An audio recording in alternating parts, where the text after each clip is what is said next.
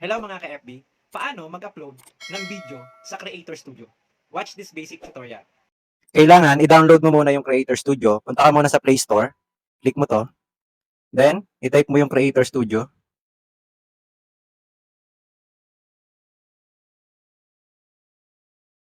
Yan. Since ako guys, meron ng Creator Studio. So, ganito po ang itsura niya. And then, kapag okay na, pwede mo na siyang i-open. Dito guys, makikita nyo yung page na ginawa nyo na nakakonect po sa main profile nyo ng Facebook. So kung hinahanap nyo yung ibang page na ginawa nyo, click nyo lang po itong home, nasa taas.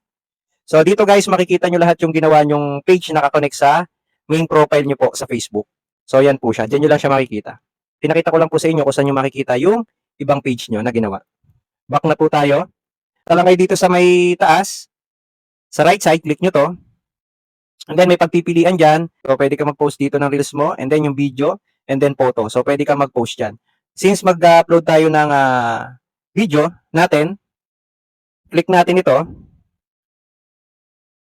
So hanapin nyo po yung video na gusto nyong i-upload o yung ginawa nyong video.